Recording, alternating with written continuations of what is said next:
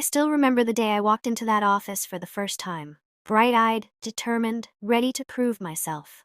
The air smelled like coffee, ambition, and fake smiles. Everyone was chasing promotions and pretending to care about teamwork. But I wasn't there to make friends. I just wanted to build something of my own one day. My name is Charlotte, and this is how I turned humiliation into power. It's strange walking back into the same building that once broke you. My heels echoed through the marble floor, calm, steady, deliberate. A year ago, I was the assistant running coffee for the same men who now stand to greet me. Today, I am their new CEO. They look confused, whispering to each other, eyes following every step I take. I don't say a word. I just smile. The kind of smile that says, karma keeps receipts. The glass doors close behind me, and for the first time in my life, I feel the power of silence. They don't know what's coming, but I do. Because a year ago, this same hallway watched me leave with tears in my eyes. And now it's about to watch me sign their paychecks. That day still plays in my mind. The day he fired me. Mr. Caldwell. Charming, powerful, with a reputation that could silence a room. Everyone wanted to impress him. I just wanted to survive him. I worked late, met every deadline, but none of it mattered when I said no. The look on his face that night said everything. His ego couldn't handle rejection. The next morning he called me into his office and said the company was restructuring. I smiled, nodded, and walked out. But deep inside, something fierce awakened. I promised myself I'd never let another man decide my future again. I didn't have money, I didn't have influence, but I had a plan. I knew the company's structure inside out, its clients, suppliers, weak points. I spent the next months freelancing, saving every dime, studying business, and learning investment strategies. I worked nights at a café just to afford online courses. People laughed when I said I'd buy the company one day. But revenge doesn't need applause. It needs patience. Then the opportunity came. A client I once helped reached out. He'd left the company too, started something new, and needed someone organized, discreet, and loyal. That was me. I helped him restructure his operations, saved his firm from collapse, and he made me his partner. With profit shares, I started investing in small startups, mostly tech, mostly undervalued. Within months, my portfolio tripled. And then, one night, while reviewing a financial bulletin, I saw the headline, Caldwell Group facing financial distress. My heart skipped. It was time. I moved quietly. I studied their reports, the debts, the shareholders. I formed an anonymous holding company and started buying small percentages, through brokers, through silent investors. Every move was invisible, perfectly legal, perfectly delicious. Mr. Caldwell never saw it coming. He was too busy chasing interns and pretending the world still feared him. While I built my empire, he built his downfall.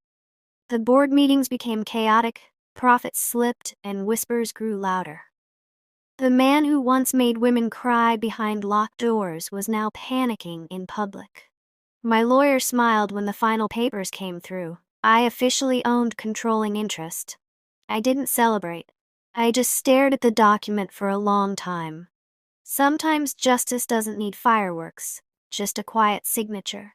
The morning of the acquisition, I dressed carefully. Not to impress, but to remember.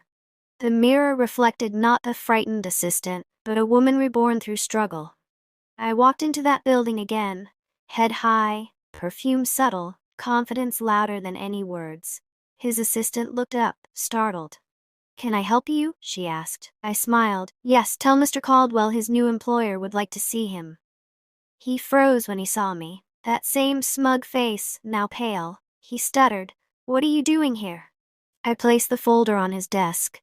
"You'll find my name on the ownership documents," I said softly. "You're free to stay if you can accept a female boss." The silence that followed was worth every sleepless night. The man who once dismissed me now couldn't meet my eyes. As I left his office, my phone buzzed. It was my old friend, the client who'd believed in me first. "Congratulations, boss," he said. "You did it."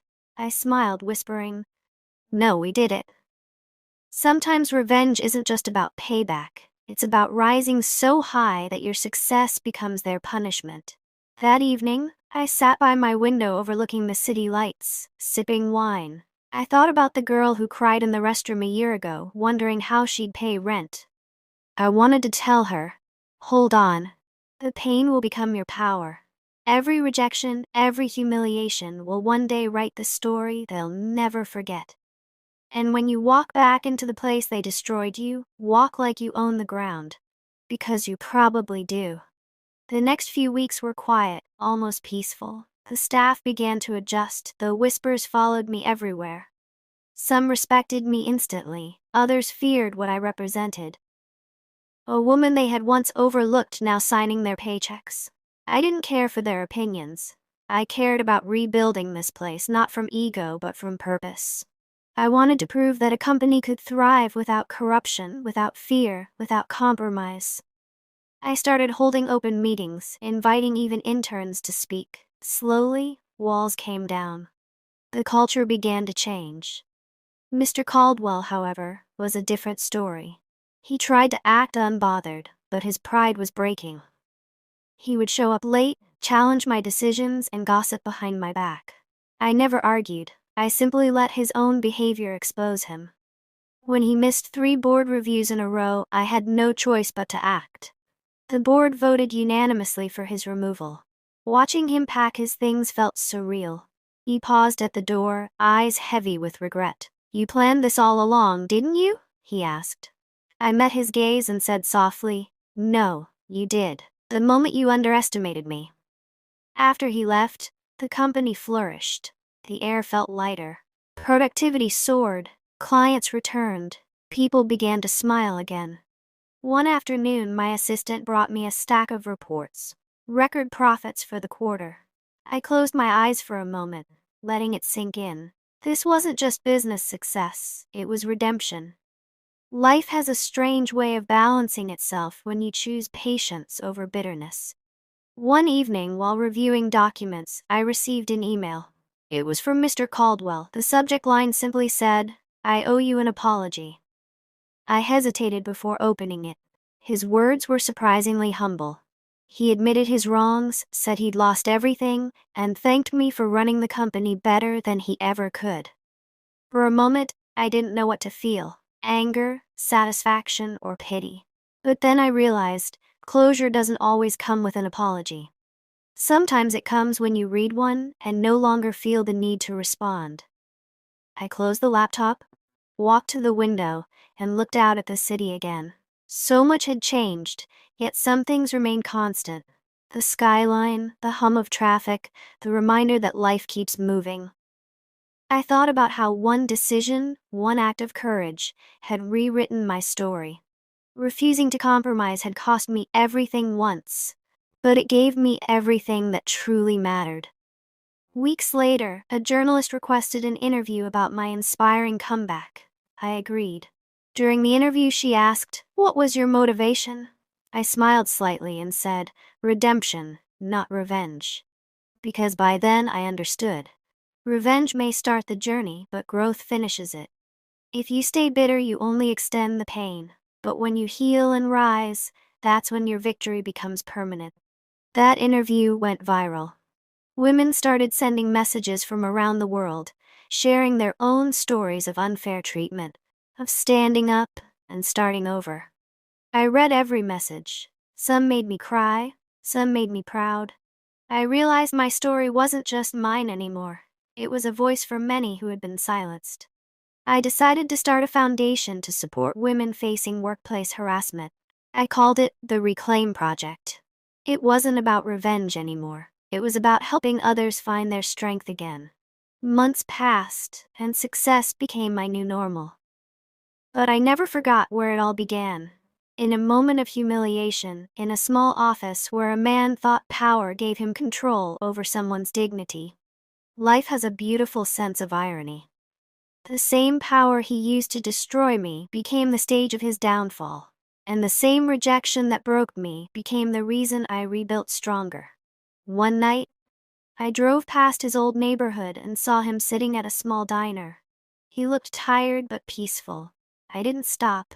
I didn't need to. Some chapters close without confrontation. I whispered a quiet prayer for him, not out of sympathy, but out of release. Forgiveness is freedom, and I had earned mine. As I pulled up to my building, the security guard smiled and said, "Good night, ma'am." I smiled back. I used to dream about hearing those words back when I was just a girl with nothing but hope and anger. Now I have peace. And peace, I've learned, is the most satisfying revenge of all. Later that night, I recorded a note in my journal, something I'd been doing since that first day I got fired. "Dear future me," I wrote, "you did it. Not because you wanted to prove them wrong, but because you wanted to prove yourself right." I paused, then added, "Never forget what it felt like to be underestimated. It's the fuel that built your empire." The rain started to fall outside, soft and rhythmic. I closed my eyes, listening to it. Every drop felt like a heartbeat, a reminder of how far I'd come. People say revenge is sweet. They're wrong. Growth is sweeter. Rising without rage, succeeding without shouting, winning without hurting anyone back. That's the kind of victory that lasts. I finished my glass of wine, turned off the lights, and whispered to myself, "It's over." Not with anger. Not with pride. Just gratitude. Because sometimes the best revenge isn't destroying someone else. It's becoming everything they said you couldn't be. And as I drifted off to sleep that night, I realized I didn't just buy his company. I bought my freedom.